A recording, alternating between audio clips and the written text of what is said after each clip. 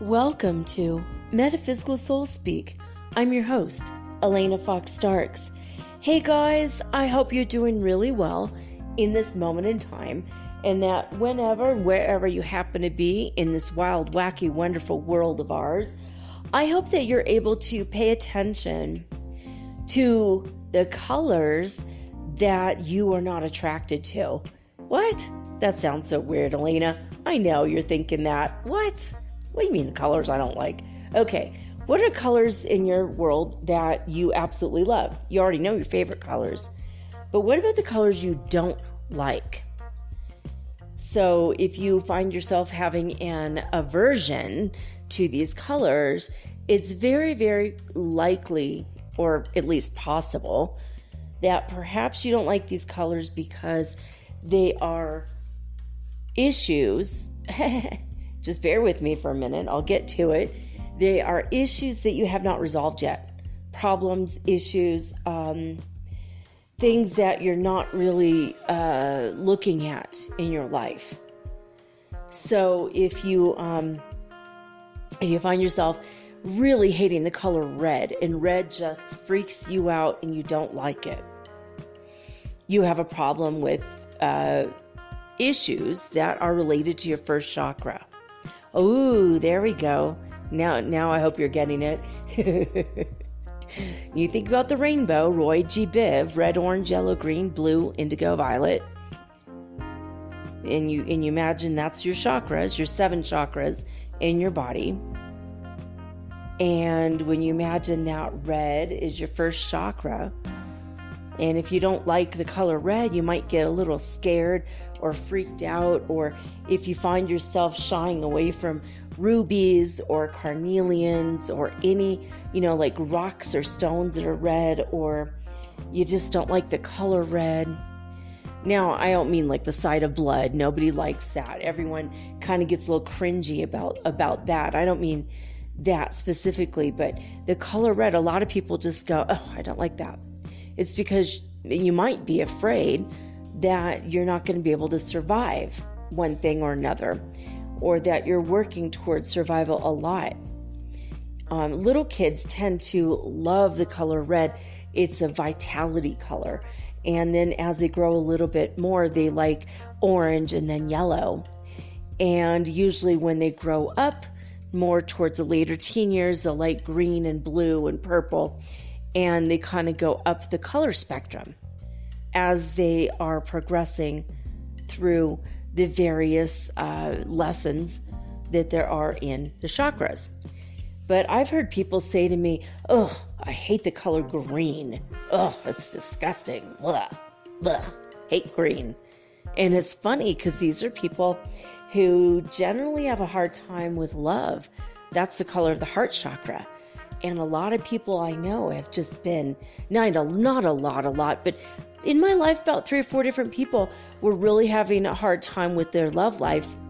And they also didn't like the color green.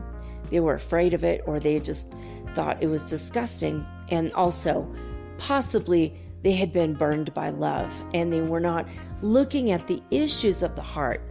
So if there's any colors that you're really having an aversion to, take a look at it and be honest with yourself. Go look it up on a chart.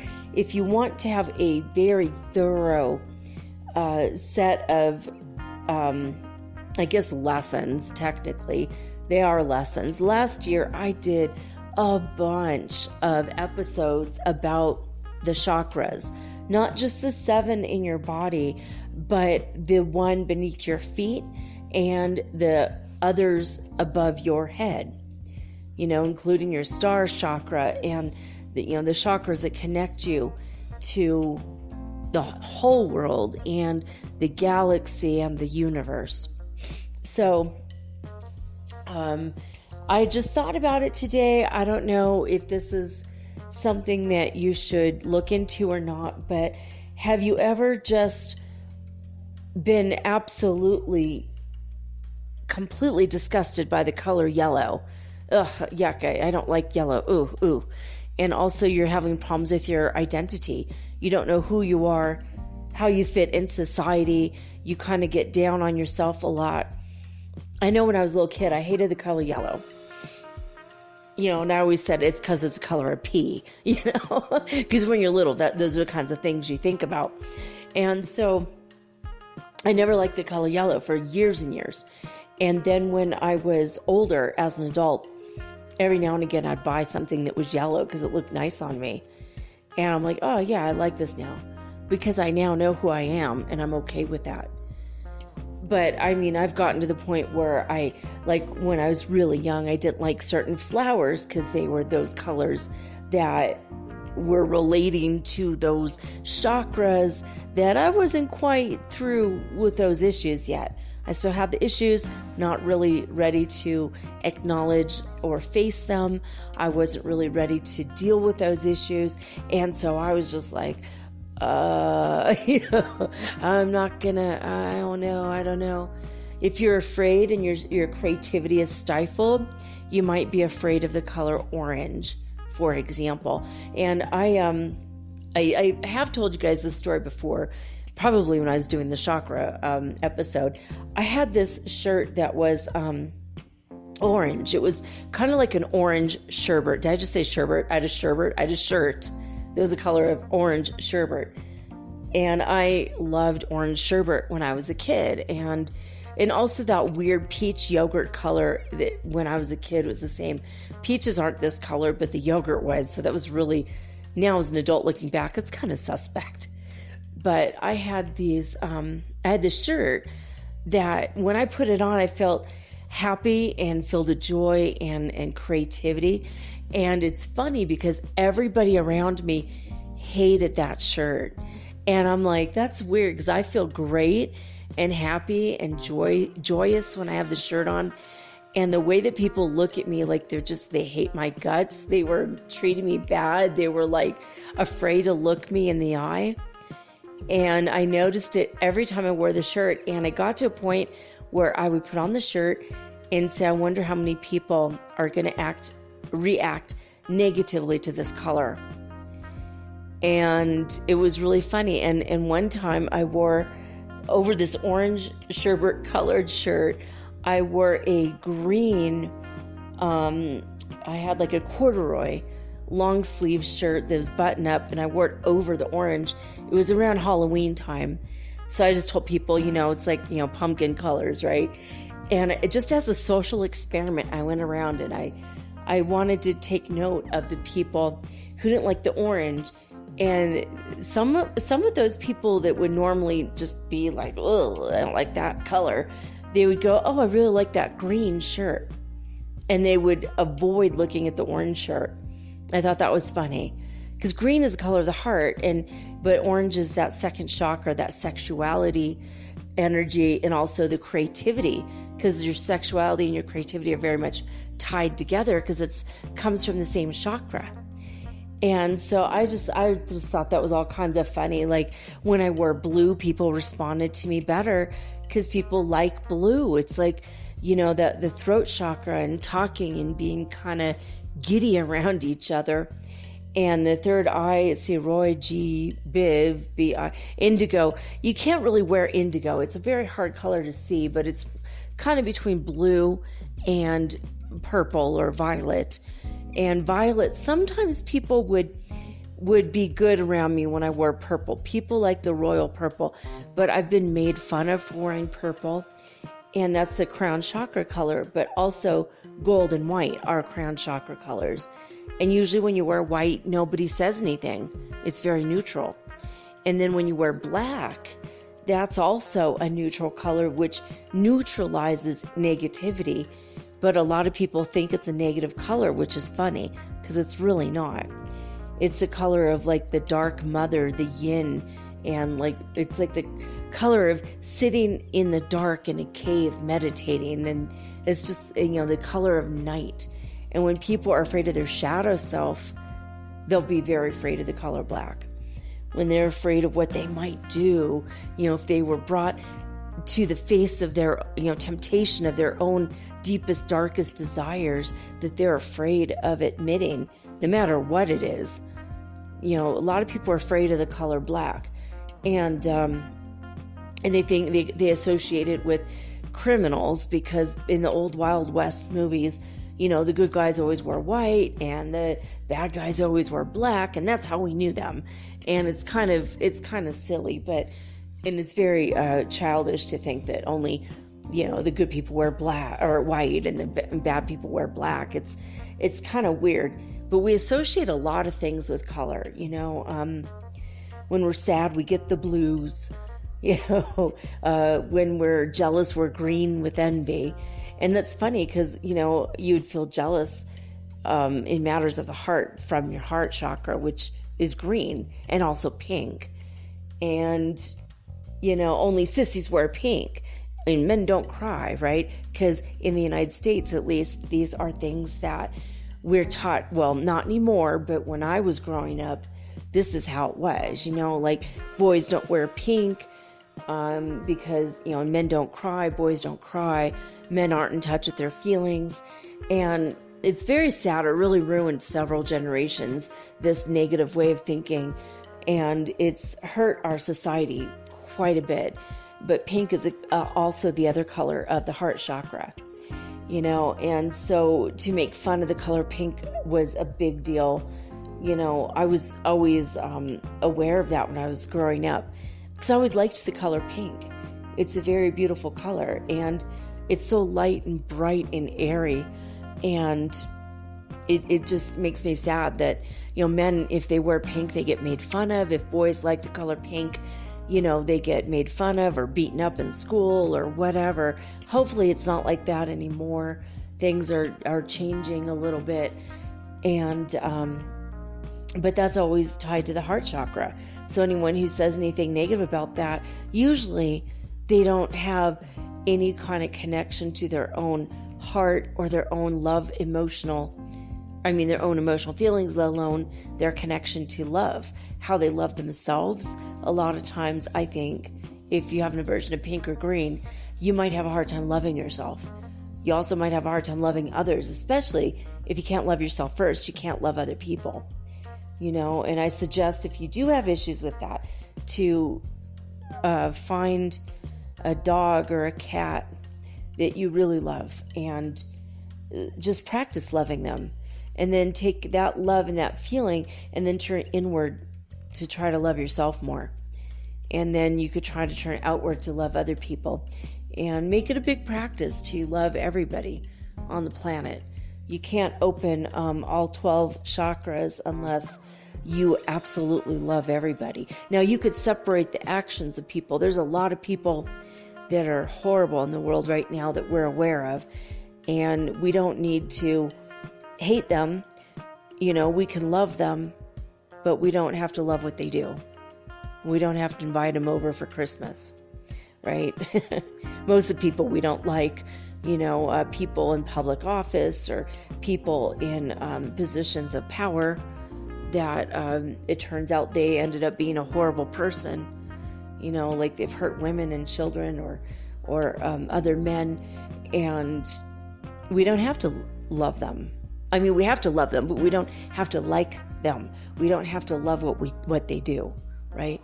So you got to work on separating.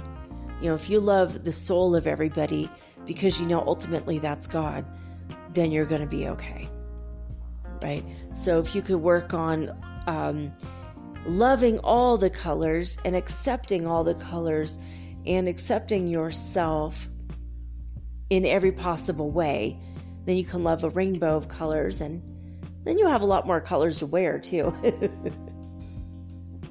I mean, try it. I mean, I saw a Jerry Bear t-shirt that is on wish.com, which is hilarious. My ex-brother-in-law, God rest his soul, he passed. But he wore this exact t-shirt. And I saw it and I was like, oh, no kidding. That's still around. It's an old Grateful Dead album cover, I think, and it's the Jerry Bears in a spiral and this wild rainbow colored t-shirt that's tie-dye with the Jerry Bears. And the Jerry Bears are so adorable. They're just super cute.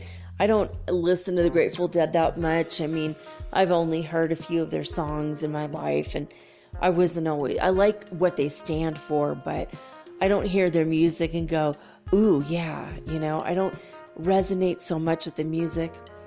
But I resonate with the feeling of being free and open and loving everything and everybody and all of their artwork. I love the artwork because, the Steal Your Face, it's like a lightning bolt opening the skull. It's like the cracking open of the head and seeing all the psychedelic colors and just being a part of that.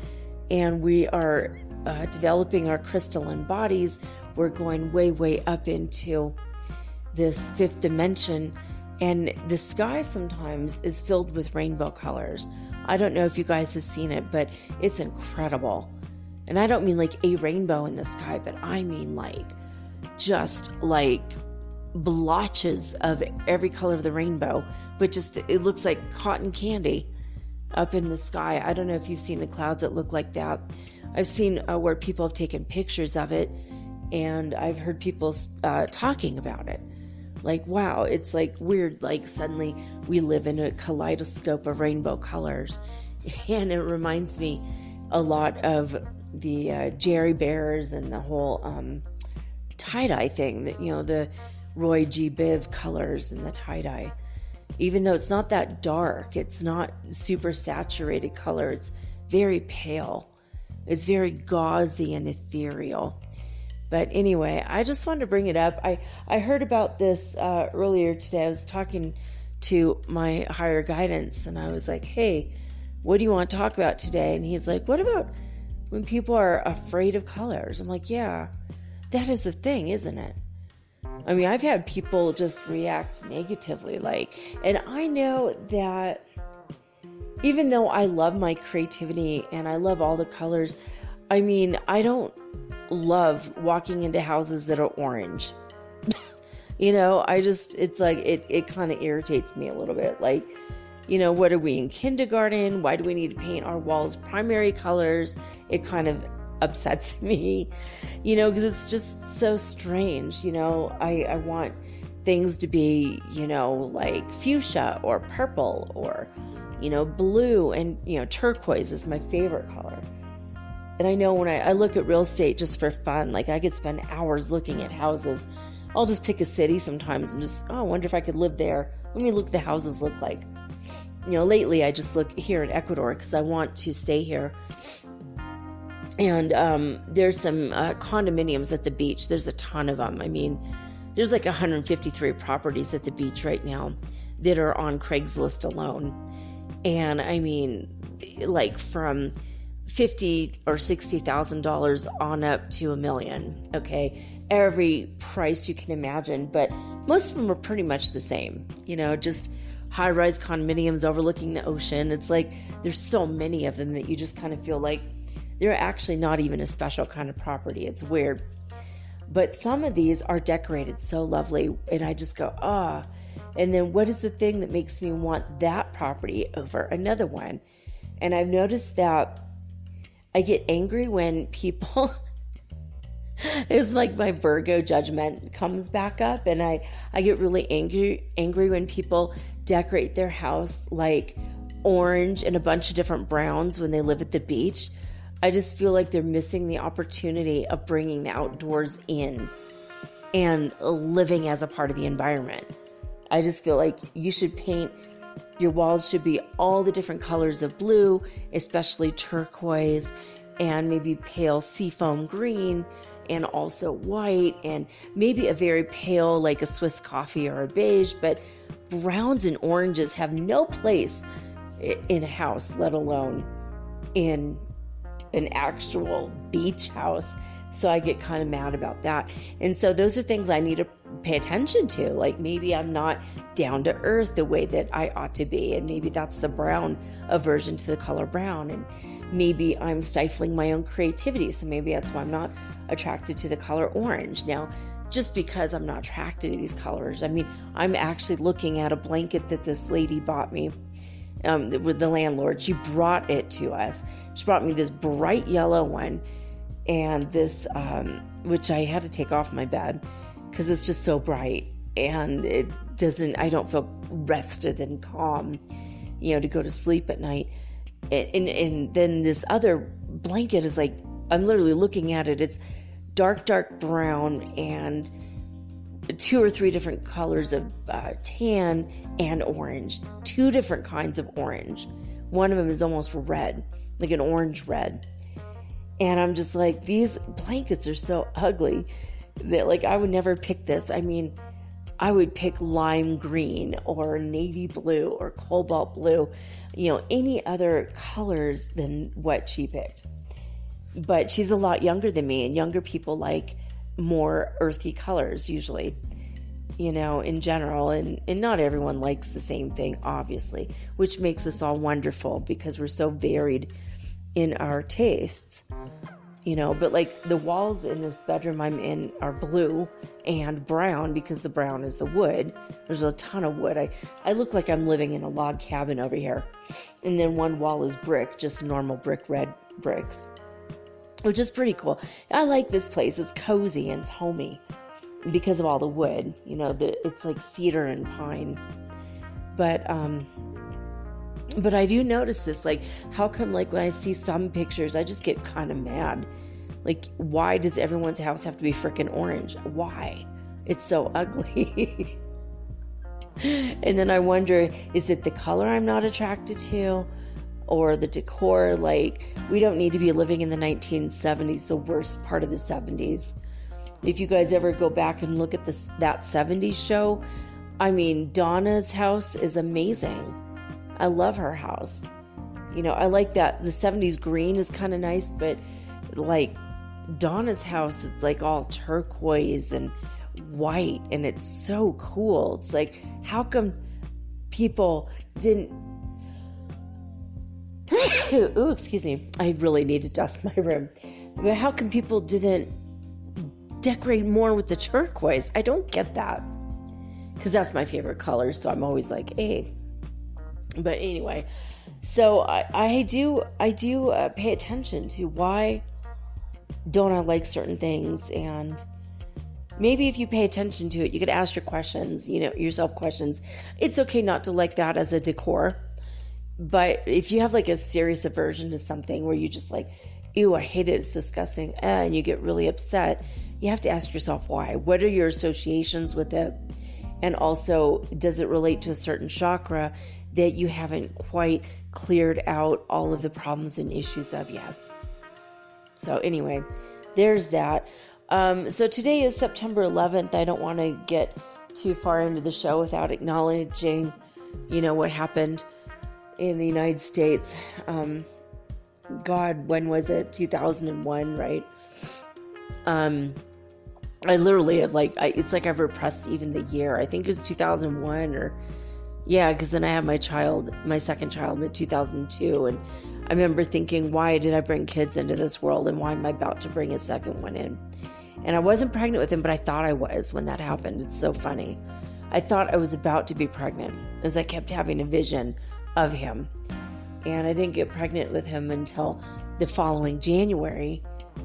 But it was like my body kept giving me false flags, like, oh my gosh, look, I have all the symptoms of pregnancy. And like for 2 or 3 months, I kept thinking I'm pregnant. And then finally I was pregnant. I'm like, I knew it. I knew it was coming. I knew it was going to happen, but it was so strange. Actually, it wasn't until February the following year. But I remember that September 11th, my mom called and she said, they blew it up. And she called me in the morning. She's like, they blew it up.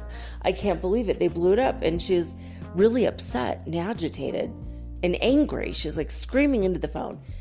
And my mom was like the sweetest, quietest, most amazing person. She was so sweet. And I'm like, Mom, what are you talking about? Calm down. She's like, they blew it up. They blew it up. They blew up the Pentagon. And I just burst out laughing because of my association with that was,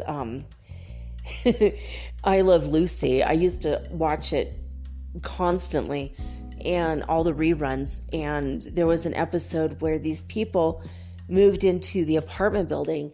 And of course, Lucy and Ethel had a spy on them because they didn't know anything about them. And instead of asking them directly, they have to spy on them. And they were talking about blowing up the Pentagon. And they were speaking in a Russian accent. And everybody was so freaked out about that. And they're like calling the police on them. And they were going to have them arrested. They were so scared that these Russians were going to blow up the Pentagon. And it turned out they were actors that were going to work. They were going to work on in a play off Broadway, and they were just rehearsing the scene about blowing up the Pentagon. So my mom said that to me. I just burst out laughing. That's what my association was. I was like, it's a joke, And she's like, no, turn on the news. And I was like, oh my God. So we turned on the news. We saw it. We're like, oh my God. So I don't know. I mean, 5,000 people or something died, or 3,500. I don't even remember. I mean, seriously, I've repressed a lot about this. It was very upsetting. It changed the face of our country. Homeland Security was born out of it. All of my mail was scoped. I started delivering a newspaper called War Times Magazine, and the person who started it was a newspaper, and I think they called it a magazine, or just maybe they just called it War Times. And it was the truth about it.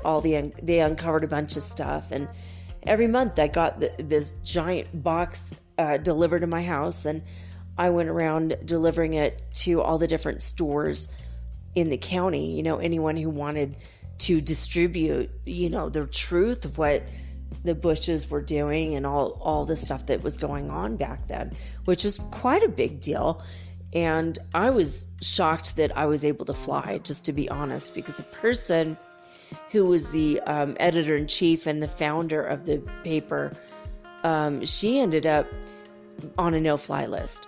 And back then, I ended up on a list saying that I was a traitor to the country because I was against George Bush, which I'm sorry to say, that's not the definition of a traitor to the country. You're allowed to have an opinion. That's the point of the democracy that America is supposed to be. And now you look back then and you just feel like it's not nearly as bad as it is now.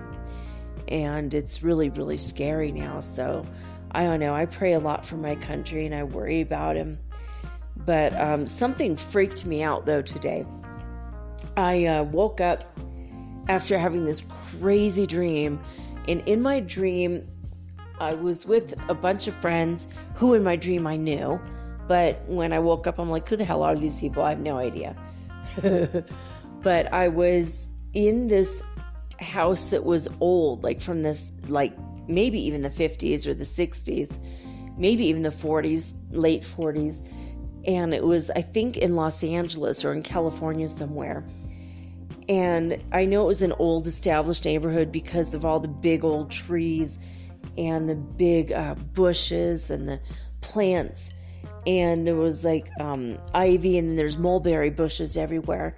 And I was walking out of the driveway with this guy that in my dream was a super good friend of mine. I woke up, I'm like, who the hell was that? I don't know him. But all these people were in the house, and we're all laughing and joking. And we were all going to go out. We're like, hey, let's go out. It's getting dark. Let's go see the sunset. We're going to walk down the street, take a walk, smoke some weed, watch the sunset. That was in my dream. So we get outside the gate. We're walking down the street to look at the sunset. And we're like, wow, we're looking west, and the sun was setting, and it was orange in the sky.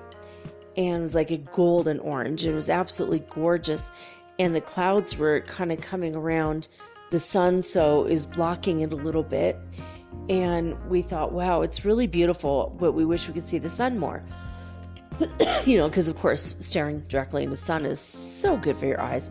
Anyway, we were looking at this, and all of a sudden I said, wait a minute, if that's the sun, then what the hell is that over there?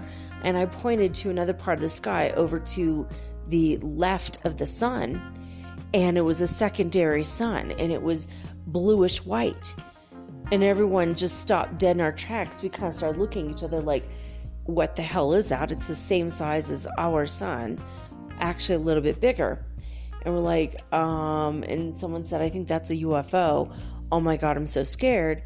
And we saw it, and we're watching it, and all of a sudden these blue pillars, one on either side of it, appeared from like the ground on up into the upper atmosphere. And there's two pillars, and they were pale blue, and like a pale, kind of like an electric blue, but very, very pale. And then they separated, on either side of the sun, but they separated farther. And all of a sudden, this very electrical, staticky portal opened up. And the white sun, which we thought was probably a UFO, went through this blue portal. And then what was left were these two pale blue, just pillars without any explanation. So I woke up from that going, what the hell does that mean? Does that mean the blue star Kachina's coming? Does that mean we're, disclosure fully, like Close Encounters of the third, maybe fourth kind, maybe that's imminent now?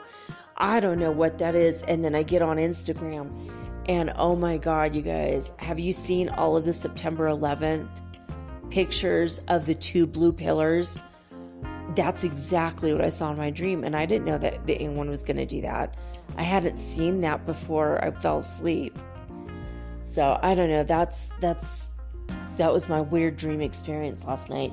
So I'm like, and then I woke up today going, oh my God, I saw it like 6 different times, and I started freaking out about it a little bit. So I just shut off Instagram, and then I went to YouTube, and here it is again. And I'm like, no way. Absolutely crazy stuff. So it is what it is, and I just wanted to bring that up. So let's go into space weather news. Speaking of freaky things, because the sky is absolutely orange, like the way they would have us believe Mars looks like in San Francisco, the whole Bay Area. And on spaceweather.com, you might want to go check this out. There's some very strange pictures. I cannot believe how this is persimmon. You know that color persimmon, if you guys have ever seen those really strange fruits. They're called persimmons. They taste terrible. They smell weird. Some people absolutely love them. I do have an aversion, not to the color. I think the colors are beautiful, but the smell of it just smells like dirty old sweat socks to me. I hate the smell of them. And then I know people just eat them like candy. I'm like, how could you even eat that? That's such a weird flavor. I don't know. Maybe I'm missing an enzyme and I can't taste it right. But I'm looking at this one. These are absolute, like, between crimson and persimmon are the colors I'm looking at in the sky in San Francisco. And it breaks my heart what's going on in California right now. Now, you can check this out on spaceweather.com, or you could go to YouTube and look up the name Mila Zinkova, Mila, and her last name is Zinkova. She took a 6-minute video of the morning on through 12:30 in the afternoon of San Francisco, and it is so eerie. It's like apocalyptic. It's crazy. And at the end of her video at 12:30 in the afternoon, the postman had a headlamp on his head, and you could barely see the mail. It was dark as night because of all the ash in the air. It's crazy. Almost 500,000 acres in one fire alone have burned. And the biggest fire going on in California right now was a gender reveal party gone wrong. Oh my God. Stop having gender reveal parties, because you know what? It doesn't matter what the baby's body's going to be like. You don't know what his gender identity is going to be like. So whatever. This is ridiculous. People are getting really, really crazy with these gender reveal parties. And the very first person who ever had a gender reveal party, I just saw on The Daily Show with Desi Lydic. She did a little segment for The Daily Show about having an interview with the person who started the whole trend of gender reveal parties, hers was just opening up a cake and then there's pink frosting. Yay, it's a girl. And that was it.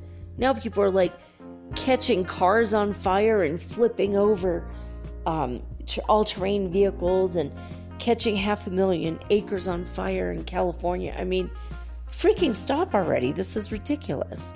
It's so stupid. But it's ironic. I found out that the person who did the very first gender reveal party, yay, it's a girl. Guess what?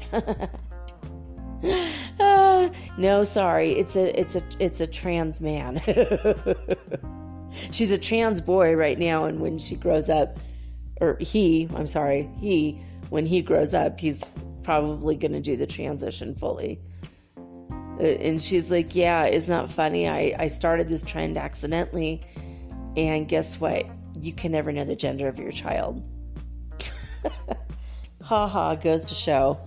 Anyway, yeah, seriously, like these pictures of the sun.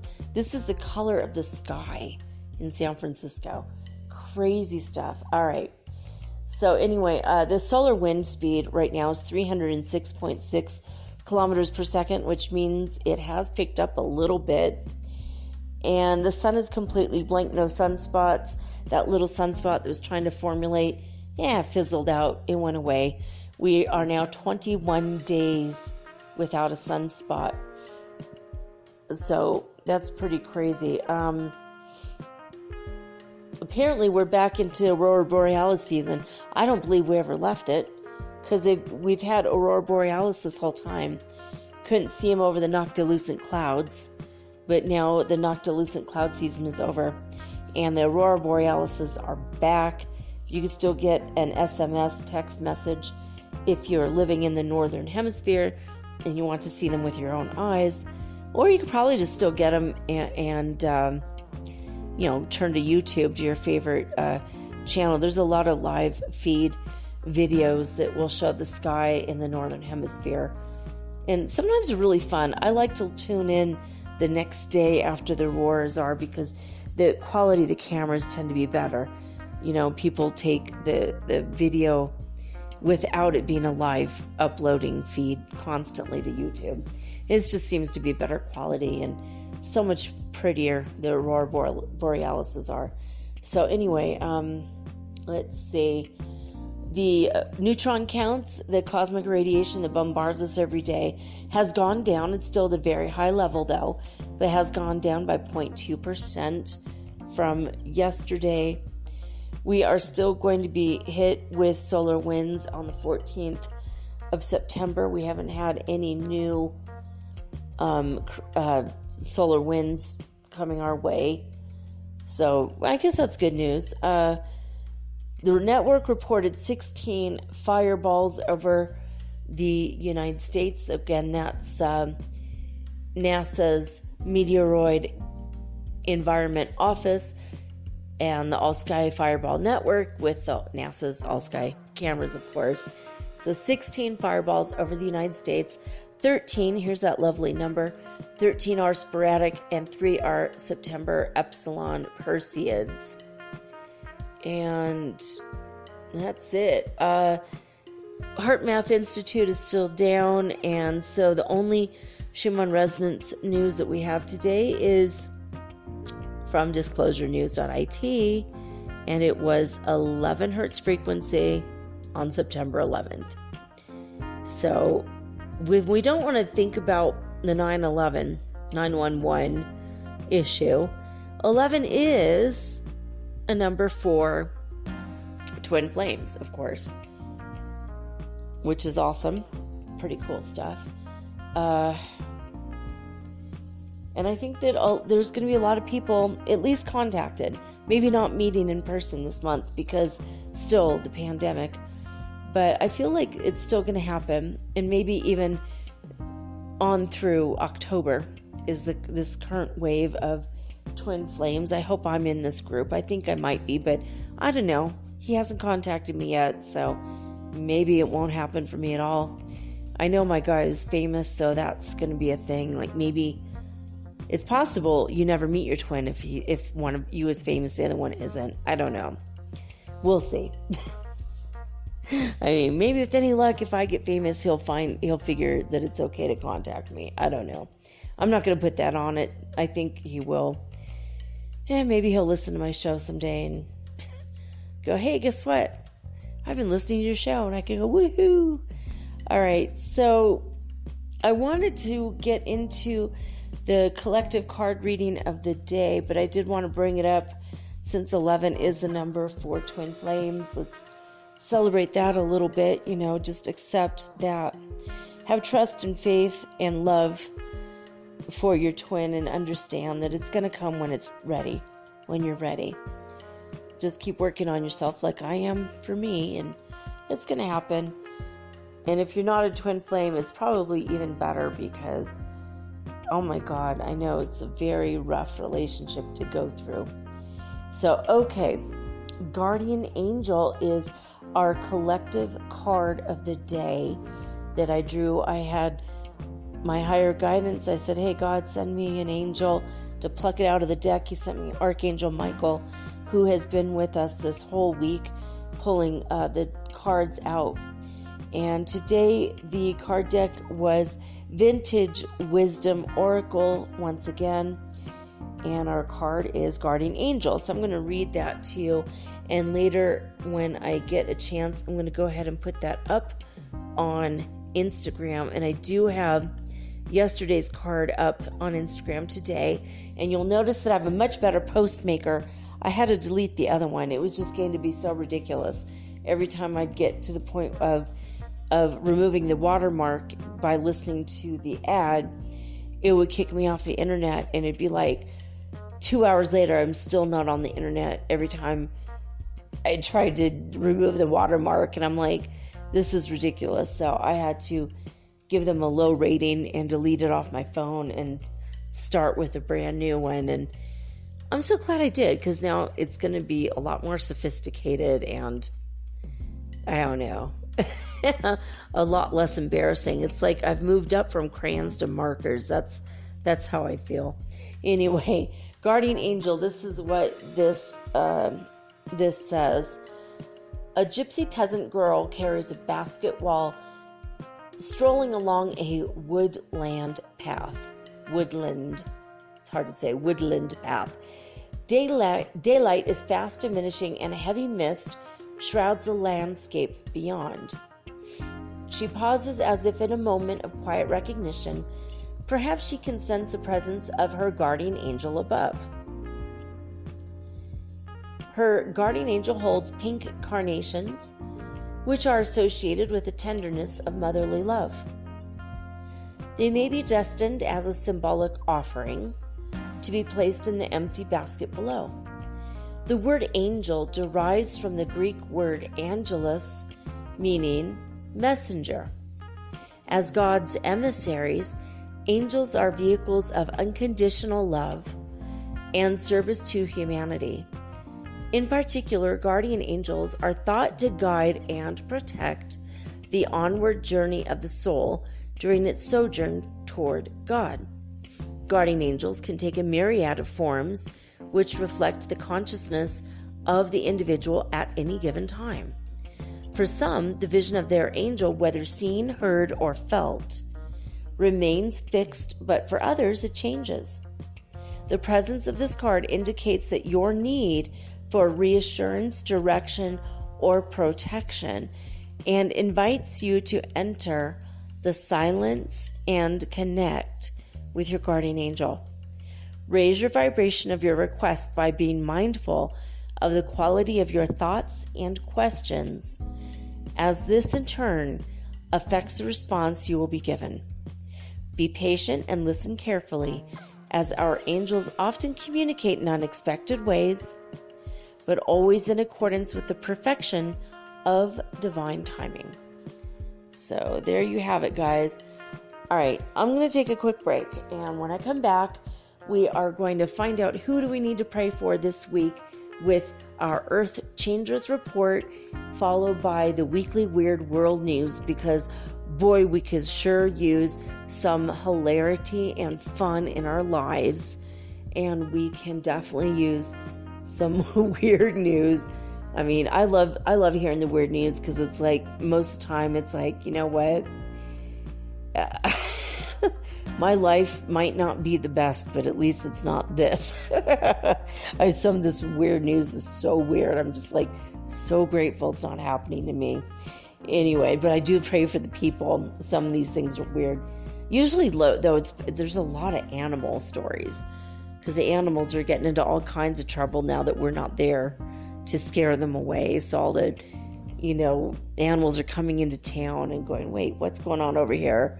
So we'll see. I have no idea what the news is going to be, because I haven't looked it up yet, but rest assured we're going to come right back with the Earth Changers report from watchers.news, and then we're going to get into some odd, strange, and weird stories right after this one message.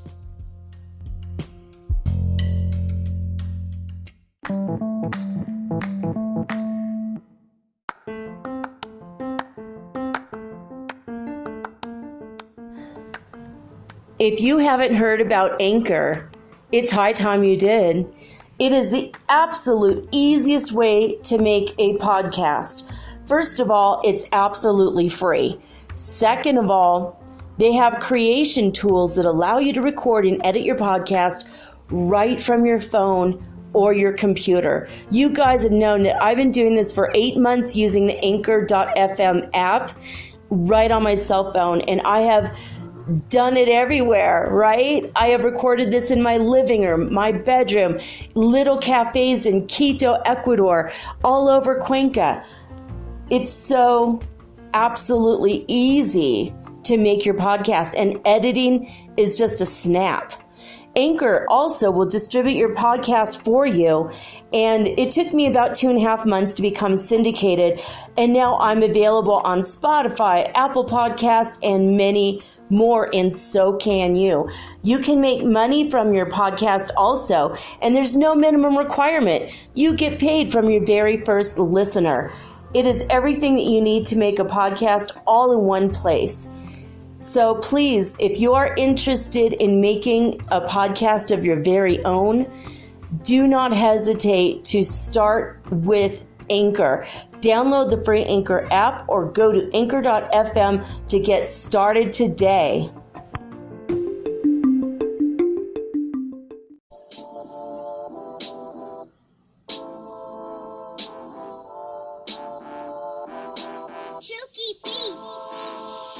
We can make a difference in our own small way. Just one small change, we can do that today. Our mind's getting bigger while the world's getting smaller. But saving the earth's becoming a tall order. From the minute you awake from your nightly nap, you can make little changes like turning off the tap While brushing your teeth in the bathroom. You can cycle or walk your way to the classroom. Cut down the fuel you used to get to school.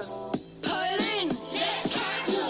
In your lunchbox, cut down the plastic. See, these things aren't too drastic. Spread the word, get vocal. Make it go global. When buying food, stay local. Never mind the dishwasher, do it by hand. But I hate washing up. Ah, come on, it's grand. Just one small change in the little things we do. We'll show you how, and now it's up to you. It's our future. It's our earth. We need to protect it for what it's worth. It's our future. It's our earth. We need to protect it for what it's worth. Since we found out the earth was sick, We knew we had to do something quick. The earth is our family and our friend. we need to mend it before it ends. This is our home, so don't destroy it. humans should do. They'll bit. Ice caps melting, seas getting high. Homes will be flooded. Polar bears will die. The sun's getting hotter. The rain won't fall. I'm afraid we won't survive at all. Recycle the plastic, please. It's free. You don't want that ending up in the sea. It's like people use this planet as a bin. Pick up your trash, that's where you begin. Temperature is rising. We are realizing. We must act now. There's no compromise. Just one small change in the little things we do. We'll show you how, and now it's up to you. It's our future. It's our Earth. We need to protect it for what it's worth. It's our future. It's our Earth. We need to protect it for what it's worth. If you cut down flowers and trees, you contribute to the mass extinction of the bees. Think of the creatures that don't have a say. There has to be a better way. There's no higher being to save the earth. We've got to do something before we get hurt. At school, we know what to do. But my question is, do you? Just one small change in the little things we do. We'll show you how, and now it's up to you. It's our future. It's our Earth. We need to protect it for what it's worth.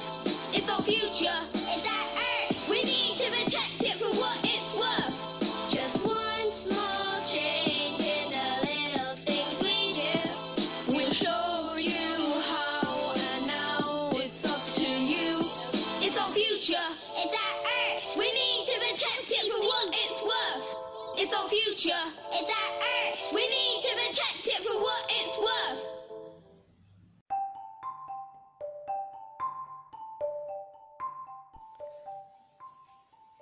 Gotta love the Kappa Boy kids from the National Irish School. I always love hearing them every week. I hope you guys do too. Okay, so I don't know about you, but over the break, I did put on my pajamas because I was cold. It has been cold, even here where we live in Ecuador. Okay. Well, let's get into it. We usually do the Earth Changes report by reading the headlines and sometimes articles from watchers.news. And this is all about Earth changes. It's not about, political leaders or something. It's only about what's going on with the planet, the actual disasters. So it gives us an opportunity when this comes into our energy field to pray for the people that need our love and attention and praise.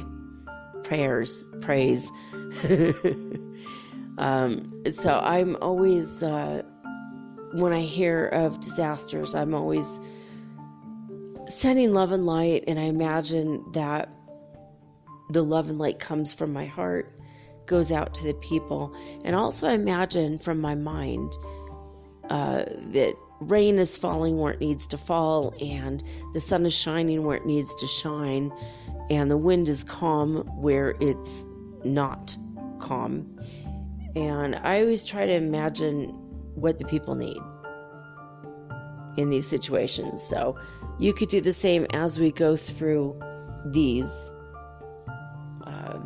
articles here. All right.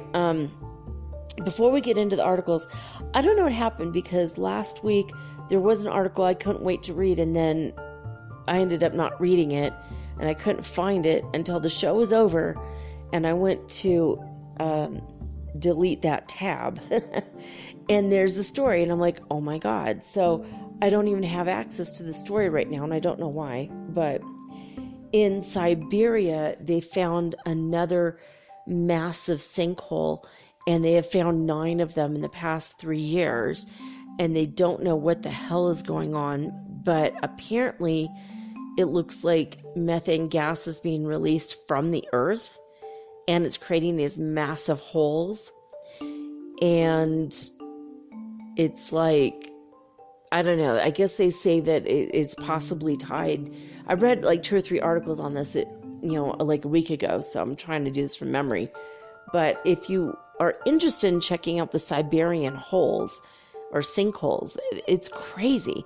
But apparently they're saying that this might be a mass contributor to the whole global warming and sudden cooling that just happened. So like this massive hole was just uncovered or just happened somehow, and then all of a sudden 50 degrees drop in temperatures across the northern hemispheres, which is, or countries in the northern hemisphere. So I don't know. It's a mystery. They don't really know what's going on, but they're still speculating. Of course, they don't really know. But pretty strange. I want to mention it in case you guys might be interested in looking this up later. The Siberian sinkholes. It's very weird. Okay. Seriously, I'm like cold. I'm like, earlier I read an article so that I could tell you the news from it. And I just burst into tears. I sat here and cried for like 20 minutes, just to be honest, about what's going on in Oregon and California and Washington.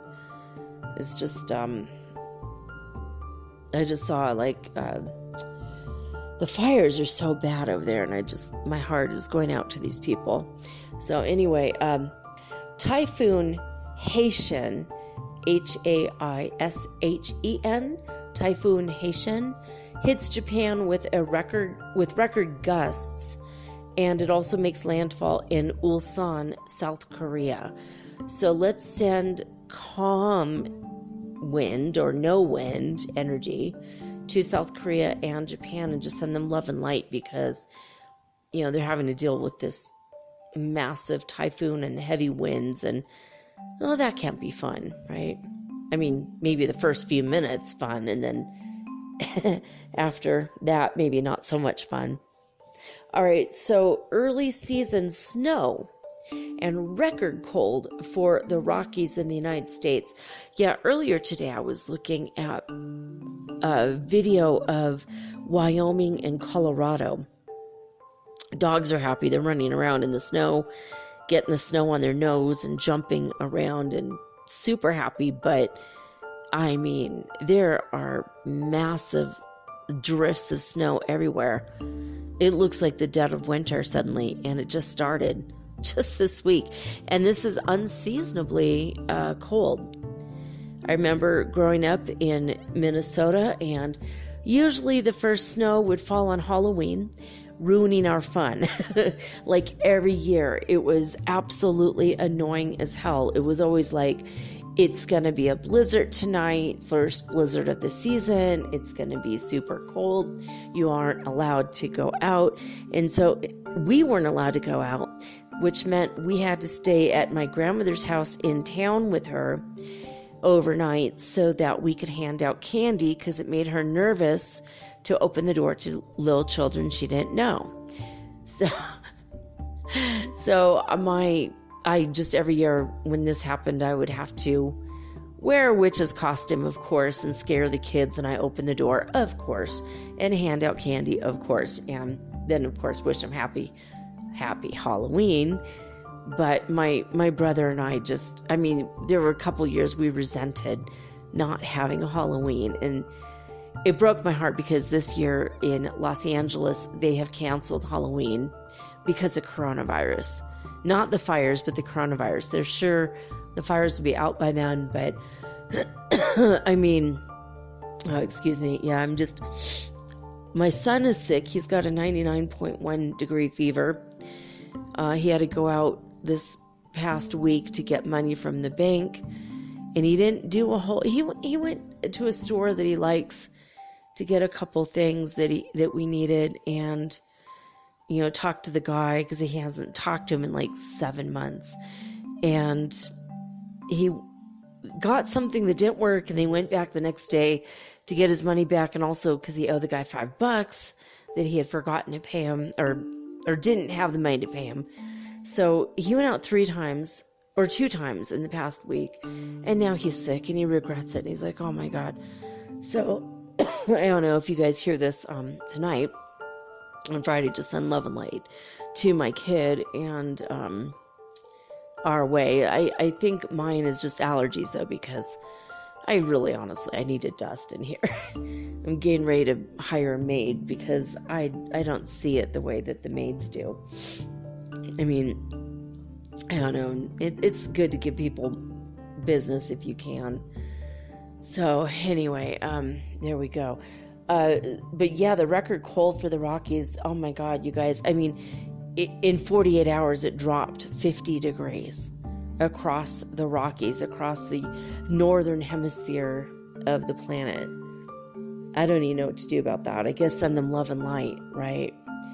And if you're there, just, oh my gosh, make sure you have adequate emergency supplies just in case, because I really feel like this year, if it's starting in September and not Halloween, it's going to be a doozy. And you're going to want flares in case your car stalls, and definitely walkie-talkies if you can. Things that people don't talk about, like extra t-shirts, extra shoes. It might be hard to shop, this COVID thing is going on and on and on. And I've been looking a little bit into the prepper thing, and my son has always been interested in this, but we're getting scared about what's going on out there. And when I see the record cold drops, I'm worried for you guys up there in the United States, especially in Canada. Canada's colder. So let's send love and light and sunshine to Canada and the northern and midwestern states in the United States. And also, obviously, to California, Oregon, and Washington. But we're going to get to that in a second. So 34 people were injured and dozens of buildings were damaged or destroyed after a 5.1 earthquake hit Iran. And that's, I guess we just send them love and light and healing energy, because it's always scary when an earthquake hits and all the damage is done. And Iran, they've been having a lot of social issues over there with the government, not like with spotty internet at best. And I don't know if you guys knew this, but people make about $100 a month if they're lucky in a full-time position. And now with the COVID thing and a lot of people not being able to work at all, I mean, $1,000 gets you a pretty decent life every year. $1,000 a year. That blew my mind. So the cost of living there it's cheap, but at the same time, people don't make very much money. So let's just send overall a lot of love and light to Iran, especially the recovery energy after the earthquake. Okay. Next story is Tropical Storm Rene has been moving across Cabo Verde. So let's send them some love and light and sunshine. It's been significantly colder, and the temperatures that are cold have been setting the stage for the very first heavy snow of 2020 through the 2021 winter season. It's already record cold, like I just said in this other, looking at this other headline. So yeah, for her to mention this twice in like 48 hours, it's pretty significant, man. Gosh, seriously, order extra blankets, lots of candles,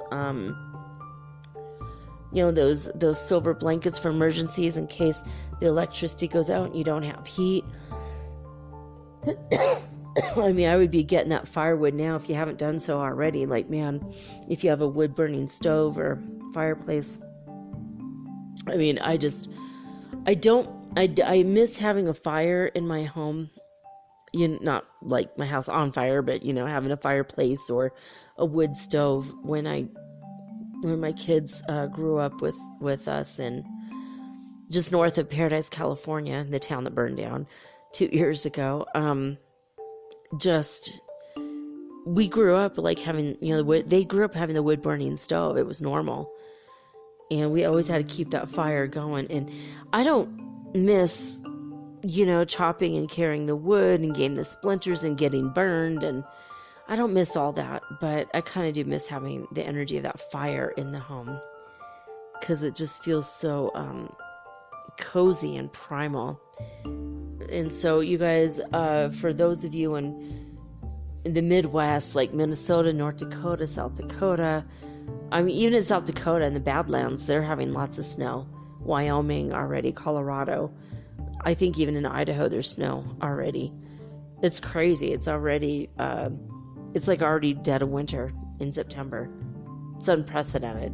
Anyway, in Senegal, they're under a state of emergency after an exceptionally heavy rain has triggered some major flooding. So let's send them some love and light and healing energy, because it's always devastating to go through something like this, as well as let's send them some sunshine energy. They don't need any more rain over there. All right. Yeah, so this one just broke my heart, guys. 500,000 people have been forced to evacuate in Oregon as massive wildfires just keep raging. 500,000 people. And up in Oregon, it's almost 500,000 acres have burned, or I think it's like 445 or something like that, 1,000 acres. But it's really, really crazy. I'm going to combine that with this other news here, that the death toll has jumped to 15 people as record wildfires continue raging in California, Oregon, and Washington. So that was 13 people. 13 again. Here's this number of death and transformation. 13 people in California have died. 1 in Washington. 10 in California, 1 in Washington, and then the rest were in Oregon. I think like 3 or 4 in Oregon. So it's crazy though. Wow. 6.3 earthquake was triggered in Chile. It hit the Tarapacá Antofagasta border region in Chile. So 6.3 earthquakes. Let's send them love and light in that region. I don't think there's a lot of people there, but just anyone who was affected by that, let's just send them love and light. And let's send I won't say sunshine, but I don't even want to say rain, honestly, to California, because 900 fires were started by lightning strikes. There have been dry lightning strikes without rain, 14,000 in the past 48 hours. So in the past 2 to 3 days in California, 14,000 lightning strikes without rain have hit the ground. And that's why there's like 900 new fires or something. I remember the first time I ever heard of this was 1,000 fires had been caused by lightning. That was, when my kids were pretty little, probably about 12 years ago, maybe 13 years ago. There's that number again, 13. It's crazy that this happens. I guess we could send some rain, but all the vegetation is gone. So if we send too much rain to California and Washington and Oregon, what can happen is now landslides, because there's no vegetation to absorb the moisture of the rain. So I don't know. Let's just send them lots of love and light, though, because this is really hard. It's hard for them to breathe. I've been talking to a friend of mine who just said it's just a nightmare. He has his trailer in his truck all packed up, ready to go at a moment's notice, but there's never going to be notice.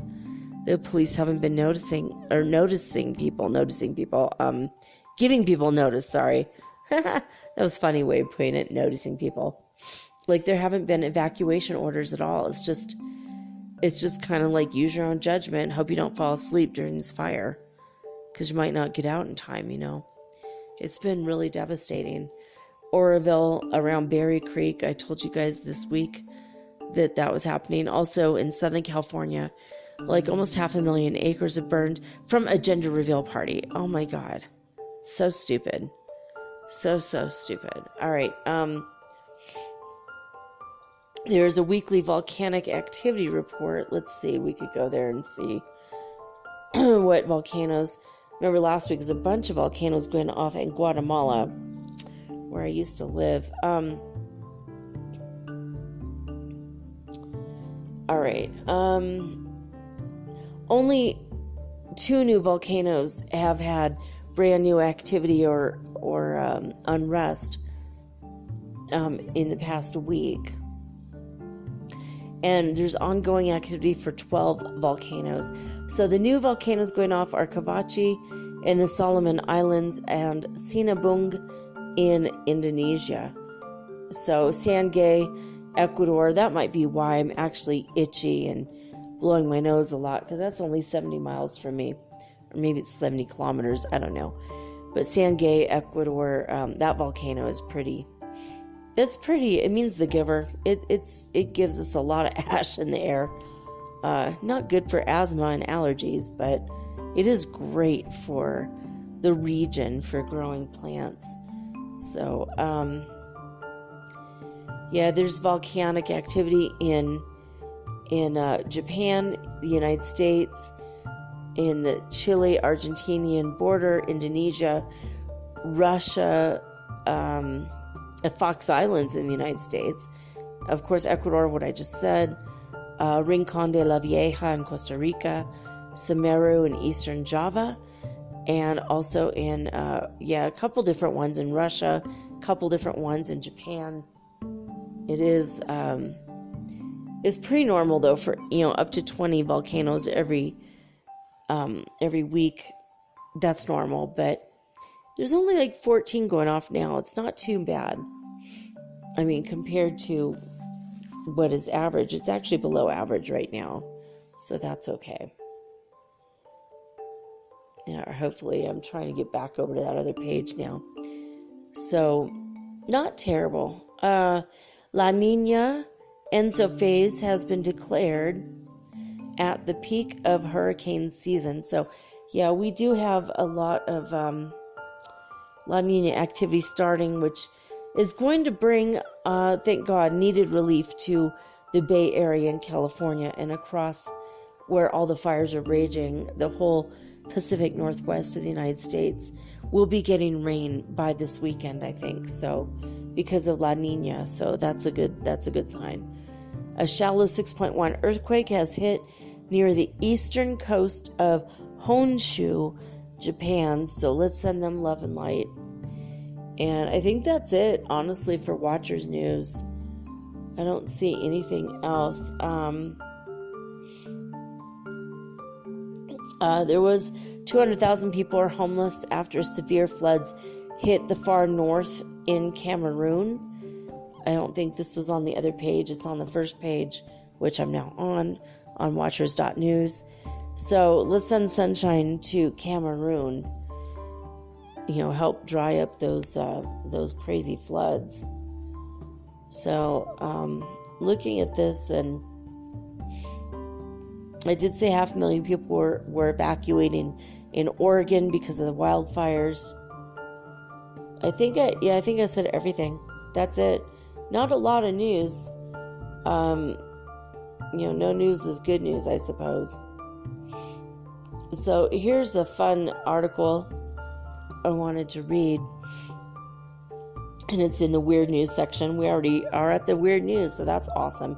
A postcard has arrived in Michigan almost 100 years after it went into the mail. So a Michigan woman got quite a surprise when she went to her mailbox this week. With her regular bills and junk mail was a postcard that was mailed almost 100 years ago. Brittany Keach told CNN that she didn't give the card much thought at first because she was busy with her kids and her daily hustle and bustle. I thought it was very peculiar that I was receiving a postcard because nobody sends postcards anymore nowadays, Keach said. And I went, okay, well, this is different. But later she knows that the card is postmarked October 29th, 1920. Oh my gosh. It had her Belding, Michigan address, but was written to somebody named Roy McQueen in faded cursive handwriting. And this is what the card says. Dear cousins, hope this will find you all well. We are quite well, but mother has awful lame knees. Lame knees. See, it used to mean something different. 100 years ago. It is awful cold here. I just finished my history lesson and I'm going to bed pretty soon. My father is shaving and my mother is telling me your address. I will have to close for a night. Hope Grandma and Grandpa are well. Don't forget to write us. Roy, get his pants fixed yet. It was signed by Flossie Burgess. The card was a Halloween theme that includes a black cat holding a broom and a bat, a goose, and an owl, along with a woman with a cane and jack-o'-lantern in a witch's hat. There's a George Washington 1-cent stamp on the back, and the smudged postmark says Jamestown, but the state appears to be covered by some sort of sticker. Now it says here, I'm trying to read the article. It says Halloween greeting, and it's hard to see. It says something about a witch, a goose, and a pumpkin, or pumpkin head. It's really cute. You can see this postcard on amp-cdn-com.cdn.ampproject.org. You might just want to look up a postcard arrived in Michigan 100 years late.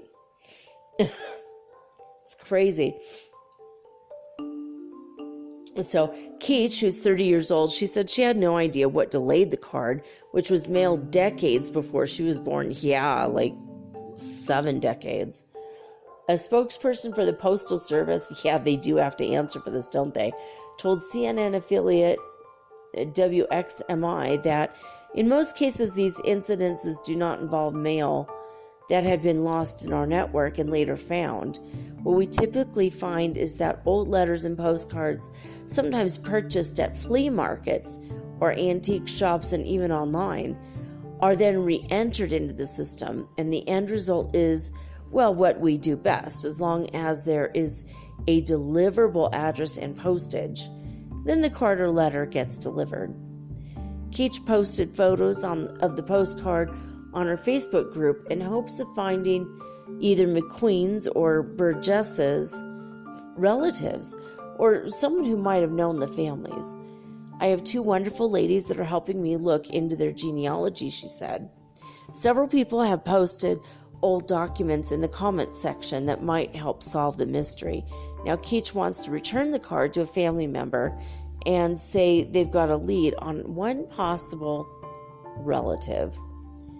Well, that's just really super cool. I love stories like this. I hope that you guys do too.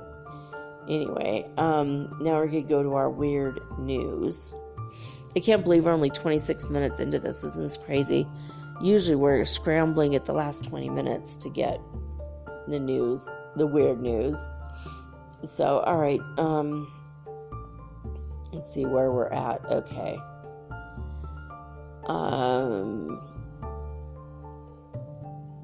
All right, let's see. We'll go to Audi first. There wasn't too many news stories here, and then we'll go to the Mirror. They always have interesting, very interesting stories. So, all right. Some of these aren't terribly interesting. There's one that's kind of surprising. A black man in Florida was offered a job by the same cops that had detained him. Well, that sounds nice. I'm not going to read the article. It's not necessarily strange or weird. It's actually kind of cool.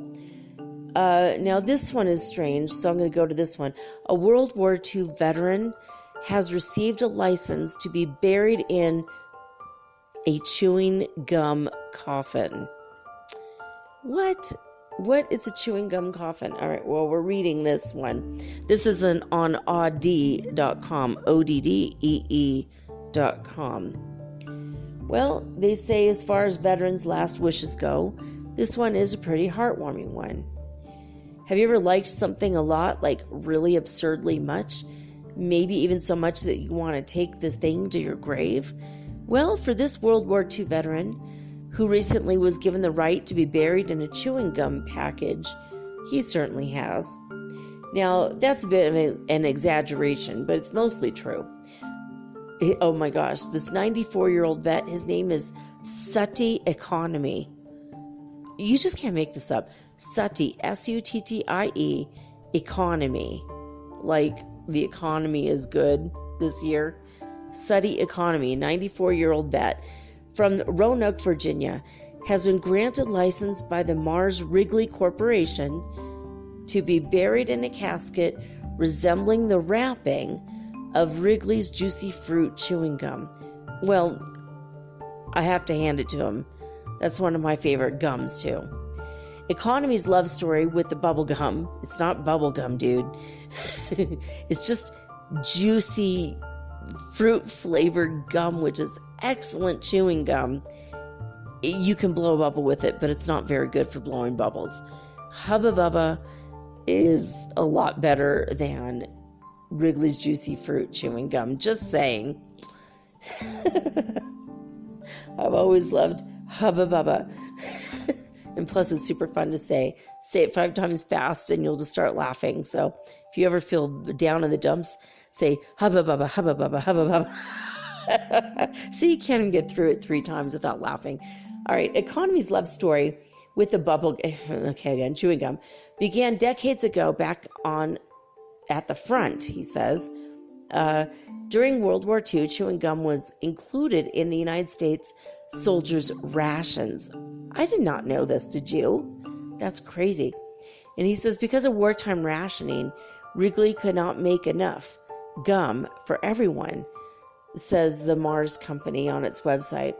So rather than compromise, the company took Wrigley's Spearmint, Doublemint, and Juicy Fruit off the civilian market and dedicated the entire output of these brands to the U.S. Armed Forces. The gum actually served a valuable purpose in the fighting men's rations, says War History Online. Now, first, the chewing gum releases saliva, which helps to keep the soldiers' mouths clean when brushing their teeth was probably less of a priority than, actually fighting the war. And secondly, gum helps calm the soldiers' nerves.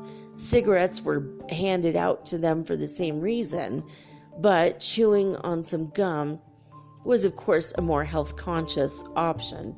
Yeah, we're going to ignore the fact that it's filled with sugar, but okay.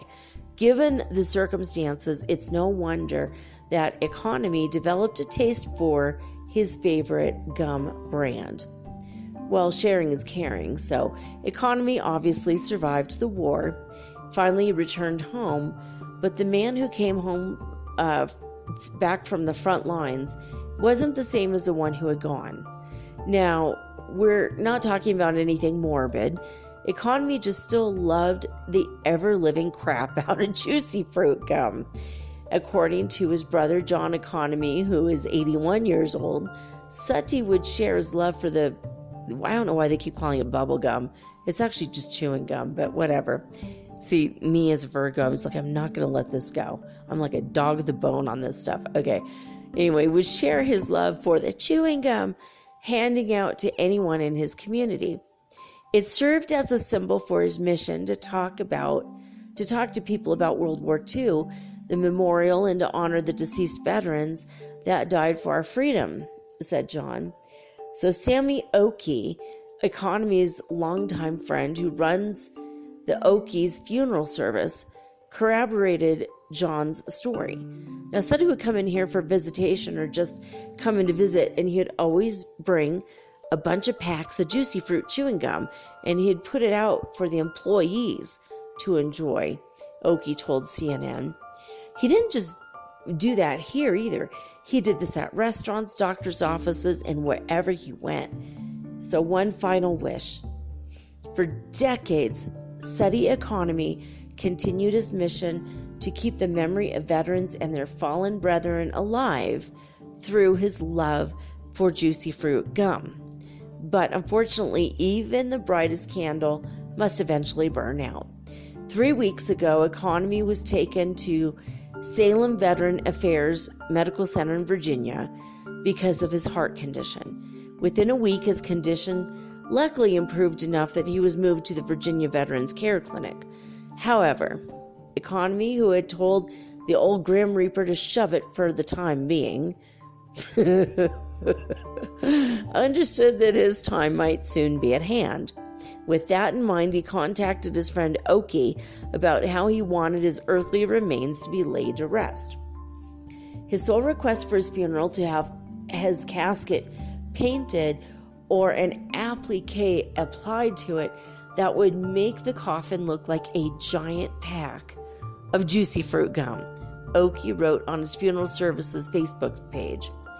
Since we're in the profession of carrying out requests, we assured him that we would make this effort. Now, logo copyrights are touchy issues, Oki said, and Economy's brother John contacted Wrigley Mars for permission to decorate Suddy's coffin the way he wanted. Well, unfortunately, the company wasn't exactly forthcoming. We commend you on your creativity, the Wrigley customer service responded. As a company, it's very important that our trademarks do not lose their distinctiveness. It's for this reason that we ask you do not use our logos on the casket. Well, disappointed, Oki relayed the company's response to Economy. He says the ailing veteran did not take at all this news too well. He was crushed that one request had been squashed by the corporation that he faithfully patronized for decades, wrote Oki. So reversing positions. It was then that Oki wrote the already mentioned Facebook post. The story began to gain traction on social media and with many people voicing their disappointment in Wrigley Mars. Well, soon Oki received another email from the company. This time, though, it wasn't from a customer service rep, but Wrigley Mars president himself. I had an email from the president of Wrigley Mars saying that they're willing to do whatever the family wanted to do, according to Oki. And so, Suddy Economy got his wish. When the time comes, he will be laid down in a giant pack of juicy fruit gum. And not only that, it's gonna make me cry. Okay. Such a weird request and a weird story. Not only that, the company also shipped 250 packs of gum, of course, juicy fruit gum, to the funeral home for the Economies to pick up once they were able. According to CNN, they already have done so. I think it's right for them to do it. It's good publicity for them, says John Economy. But as Suddy wasn't really ready to go yet, he is going to continue spreading his love of juicy fruit gum. And, well, that's a good thing, too. These 250 packs of gum are not going to hand themselves out. What a weird request, but all right, it's suiting. I don't see what the big deal is, honestly, because, it'll be there for like the day and then they bury it in the ground and no one's ever going to see it again. So, and plus it is good publicity for Wrigley's. So there it is. Last time I heard, Wrigley's actually owned, I think they still own an island. One of the 8 Hawaiian islands is private, owned by Wrigley's. One of them is private. It's owned by my friend's family. They've lived there for hundreds of generations, I think. The original native people. And no one's allowed to go there. Pretty crazy. 34 Free Spirit Airlines flights later could lead 20 years in prison. See how much time we have. All right, we might want to look on that a little bit. I'm not going to read the whole article. If you want to read it, it's oddee.com, oddee.com. So, because they weren't really free flights as much as stolen flights. Well, if you want to fly for free and you work in the industry and you know how to get in, then you could probably chance getting a bunch of free flights too, like this guy did, but also you'll be committing fraud among other things. Hubbard Bell, formerly worked for Mesa Airlines out of Houston, Texas, and, well, he was fired. Yeah, so for retaliation maybe, or maybe because he was looking for something to do since he had no job. Bill broke into Spirit's employee database so that he could find information that he needed for fake IDs. And, well, that's how he pulled it all off, and, well, until he didn't. From the database, Bell secured names out of employees, their date of hire, and ID numbers. From there, he had all the information he needed. So he made fake IDs for himself and others. With his personal fake IDs, he booked 34 free flights through Spirit Airlines. Well, I didn't know they get to fly for free. That's actually pretty cool. He sold the fake IDs to unnamed co-conspirators who were looking to travel for free, and by free we mean the 5-finger discount. And if you're not from the United States, that means you're nicking it, you're stealing it. It's not clear how he was caught exactly, but he did recently plead guilty to 1 count of conspiracy to commit wire fraud. If he's convicted, well, the maximum prison sentence is 20 years. So before you guys decide to nick yourself some free flights on an airline, I would say maybe it's better to get a job, save up, and actually pay for it. You know, wow, that's crazy, right? All right. This is a really odd, very odd story. And I'm going to read it, but it's just crazy. A snake bites penis in a nightmare scenario come true. Oh my gosh.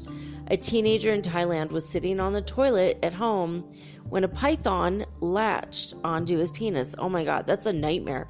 That's literally the stuff nightmares is made from. He physically survived the ordeal, but he'll probably be scared of toilets the rest of his life. Yeah, I would say so.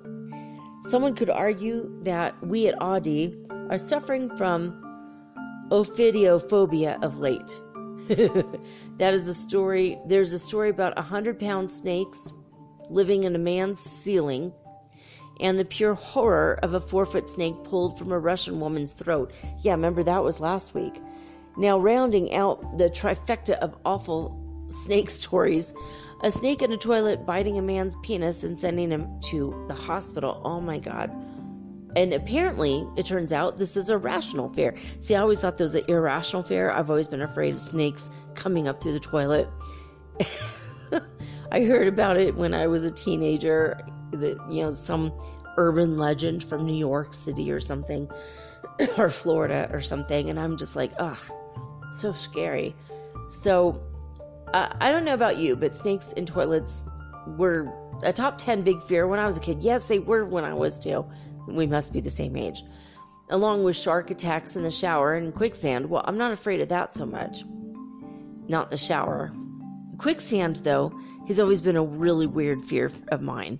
Because there were so many Disney movies with that in it as a theme. They made it look like it's everywhere. It's very scary. Anyway, these other two have ended up not being that much of a big issue in adulthood, which they say big disappointment. Yeah, because it's kind of fun, the idea of quicksand. You just don't want to be standing in the middle of it. But it'd be super fun to throw rocks into it, right? Anyway, but it turns out the snakes in the toilet, they're a real thing. So they're saying be more scared. Oh my God. So this comes from Thailand, and there's just some horrible photos of the whole ordeal. They say don't look at them if you have a thing about blood or legless reptiles slithering about through your home plumbing. This is really scary, man. So they said that they had witnessed snakes out of toilets many times over there, I guess. But usually what's bitten are legs and butts, not the penis. This was the first time. Oh, great. Can you imagine being the teenager that this is like the thing that you're famous worldwide for? Oh my God. I'm so sorry for this kid. That this is really bad. Says First, really too bad about the teenager who was the first snake penis bite of Topo's career, but also he's seen this many times. Oh my God. I suppose the ordeal wasn't pleasant for the snake either, but it was a 4-foot python. And luckily that's a non-venomous snake. But genuinely stuck in a toilet's plumbing, and then that. What a way to get attention.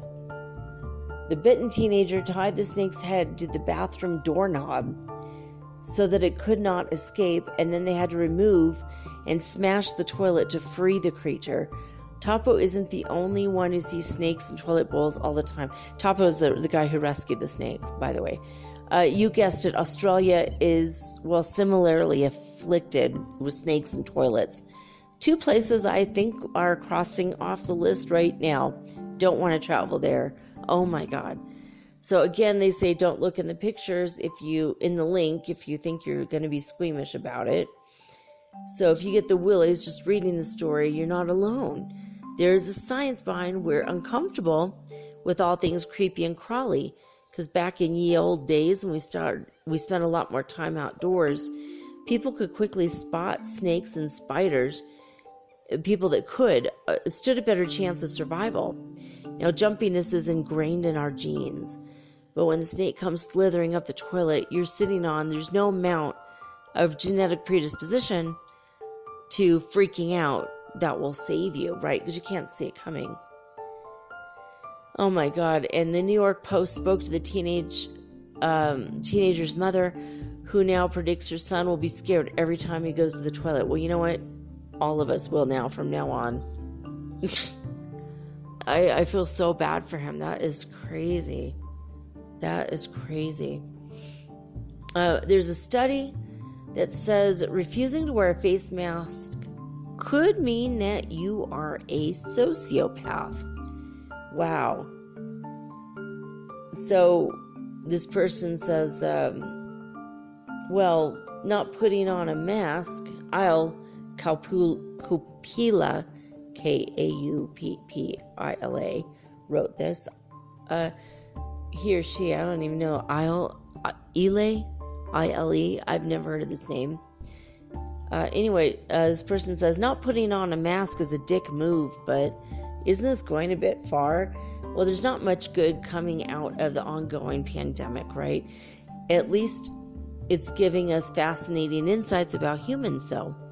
In June, a Swiss study discovered what kind of personality traits would fuel the toilet paper hoarding brought on by the initial coronavirus panic.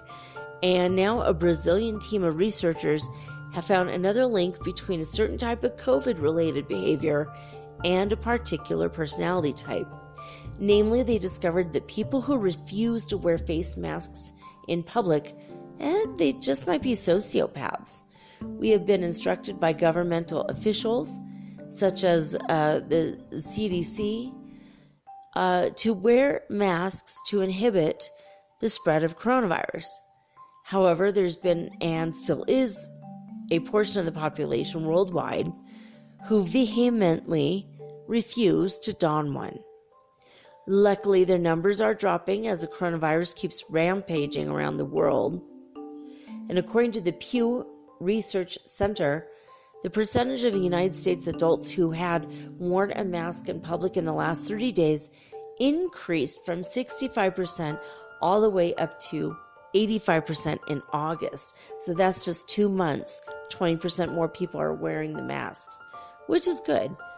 Because can you imagine if 35% of the population is a sociopath? Crazy. Still, some people continue refusing to wear one for various reasons. Others say that forcing them to put a mask on is a violation of their right to self-determination, and other people claim that COVID-19 is just a hoax. But despite the reasons, the study claims that all these people have something in common. They've got antisocial patterns and antisocial traits. So according to the U.S. National Institute of Mental Health, 1% of the population have ASPD, which is antisocial personality disorder. However, unlike popular culture might have you think, these people are not raging murderers. The antisocial pattern group presented higher scores in these typical traits of ASPD, which are callousness, deceitfulness, hostility, impulsivity, irresponsibility, manipulative behavior, and risk-taking. So in addition, they rated lower in affect resonance, which is a method used to measure empathy.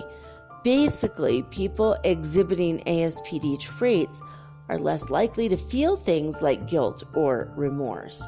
In general, the research found that adherence to containment measures is more challenging to people with a pattern of antisociality in comparison to those who have an empathy pattern. These traits explain at least partially the reason why people continue not adhering to the containment measures, even with increasing numbers of cases and deaths every day, say the researchers. When you're exposing yourself and others to risk, even when it could be avoided, this is a typical trait for people with antisocial tendencies and low levels of empathy, they add. So you can read the rest of the article if you want. Again, this is audi.com. But let's see if I don't think there's any more articles on this one.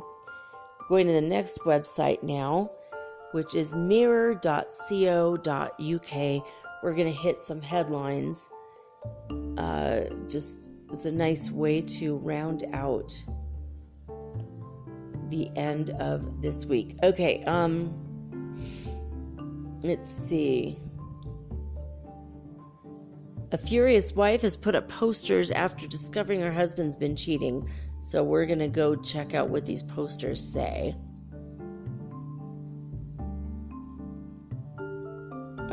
She's a scorned wife, so let's see if this is funny or not. So it says the posters were spotted in the United States. They were posted all over the city. And it shows a family photo with a red circle around the husband alongside his wife and 2 children.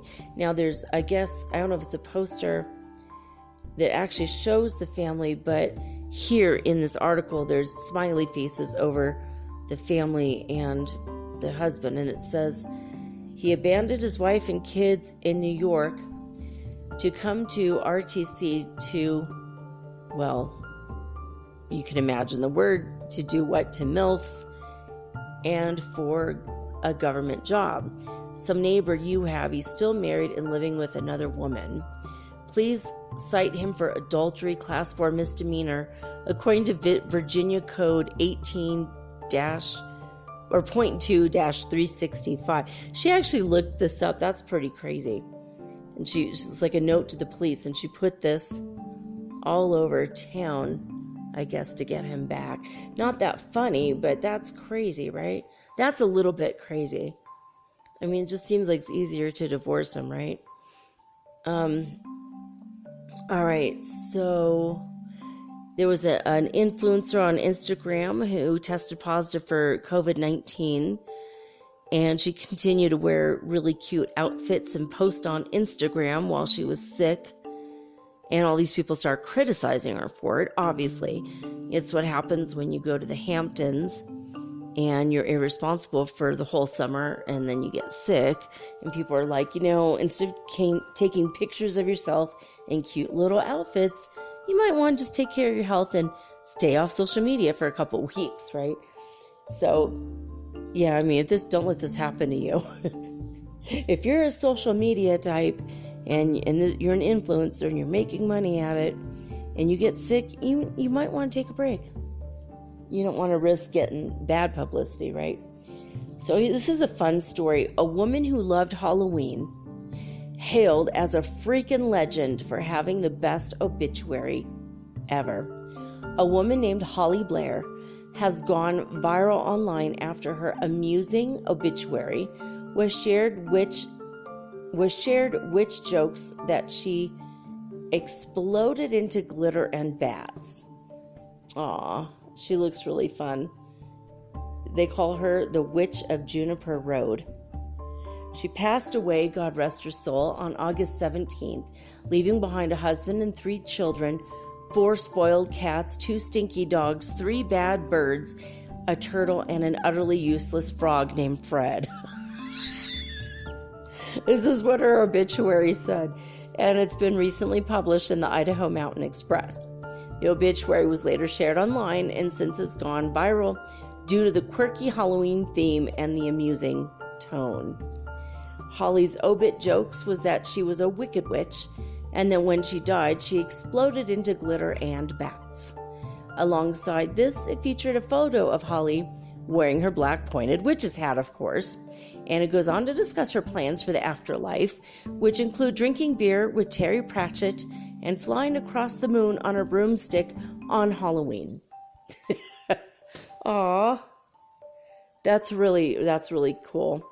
And it says, the full obituary reads that Holly Blair exploded into glitter and bats on August 17th, 2020. That is just adorable. Aww. It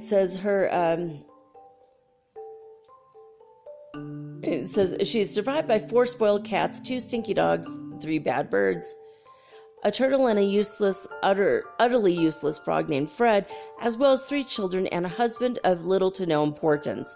Why would she say that about her husband? That's hilarious and also super sad for him. Her remains, although he's the one that paid for the obituary, so obviously he's a good egg. He's got a good sense of humor, that. Her remains will be interred under a tree with a ridiculous multitude of animals she rescued, both wild and domestic. And so it says, she has promised to communicate with us from the great beyond via the cockatiel named Psyche. Oh, this is really cute. This is really cute. And you could go to woodriverchapel.com to share a condolence, a memory, or a photo if you knew her, which obviously you probably don't. They're asking that everybody carve extra jack-o'-lanterns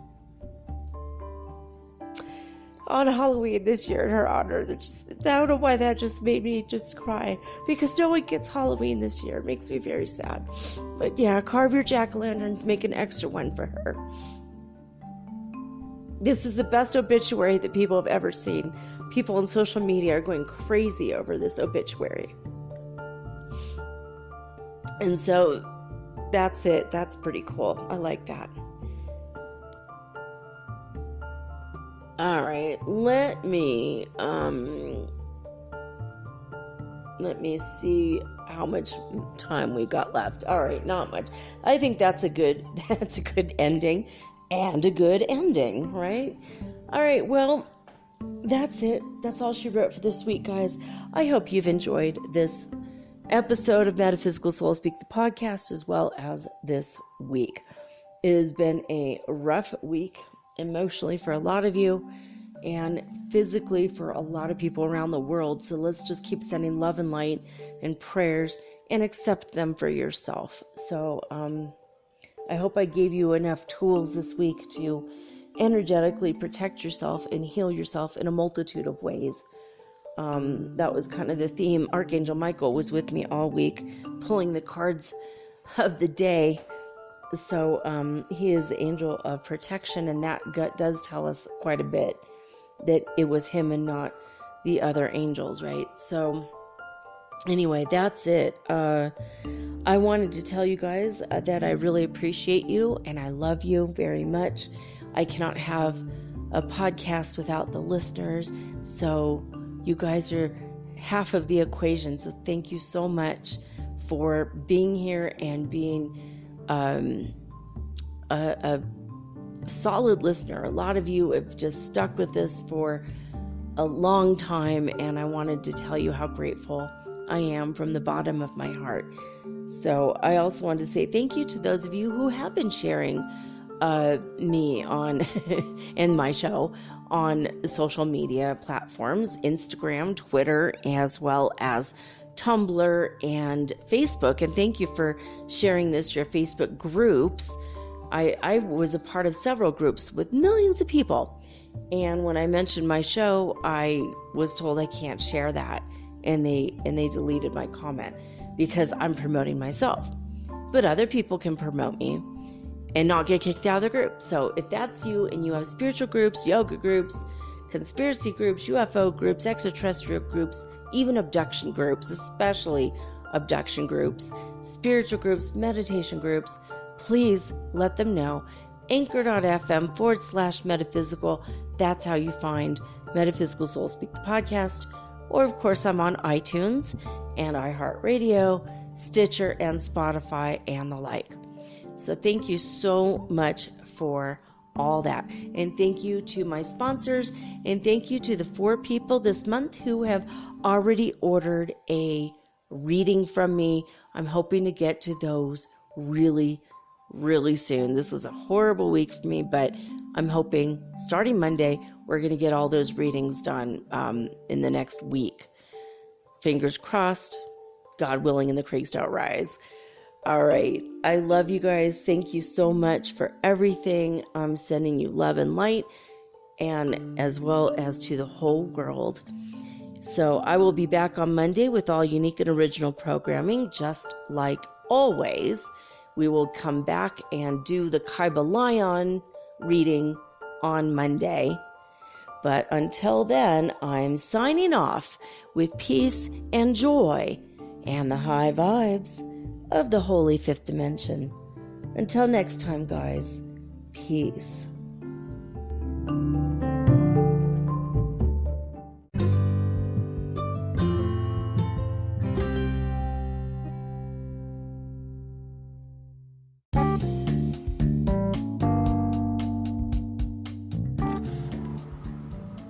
Metaphysical Soul Speak is run on sponsors and listener support.